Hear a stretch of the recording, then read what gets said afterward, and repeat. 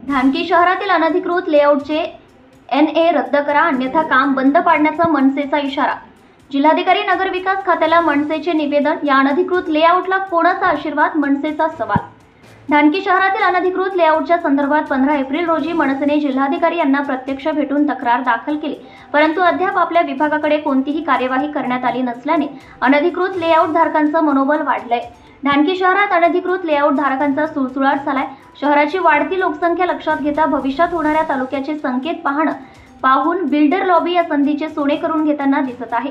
ढानकी शहरातील सर्व अनधिकृत लेआउटची चौकशी होऊन तात्काळ त्यांची विक्री बंद करण्यात यावी, तसेच या अनधिकृत लेआउटला खतपाणी घालणाऱ्या भ्रष्ट अधिकाऱ्यांवर सुद्धा कारवाई करण्यात यावी। सोबतच आता या सर्व लेआउटचे NA रद्द करा, अन्यथा काम बंद पाडण्याचा इशारा मनसेच्या वतीने दिलेल्या निवेदनातून मनसेचे जिल्हाध्यक्ष देवा शिवरामवार, अनिल हमदापुरे, उमरखेड तालुकाध्यक्ष सादिक शेख यांनी दिलाय। या गंभीर बाबीकडे आपण जातीने लक्ष देऊन सर्व प्लॉट धारकांना तात्काळ सर्व सुखसोयी उपलब्ध करून देण्यासंदर्भात आदेश द्यावेत, तसेच जोपर्यंत सर्व सुविधा उपलब्ध होत नाही तोपर्यंत सर्व ढानकी शहरातील प्लॉट विक्री बंद करण्यात यावी। सर्व अनधिकृत लेआउटचे NA रद्द करा, अन्यथा महाराष्ट्र नवनिर्माण सेनेच्या वतीने या सर्व लेआउटचे काम बंद पाडू।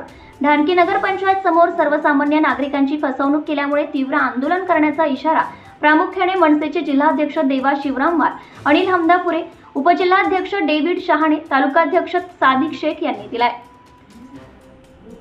या प्रसंगी सचिन येलगंधेवार, शंकर वरघट, मुकुंद जोशी, सिद्धार्थ घुगरे, हिरासिंह चव्हाण, मुन्ना रहेमान, सुनील तायडे, सोनू गुप्ता, तुषार सोंडके यांच्यासह इतर कार्यकर्ते उपस्थित होते। हे वृत्त आपल्या लोकप्रिय दैनिकात प्रकाशित। Subscribe now and press the bell icon. Never miss an update.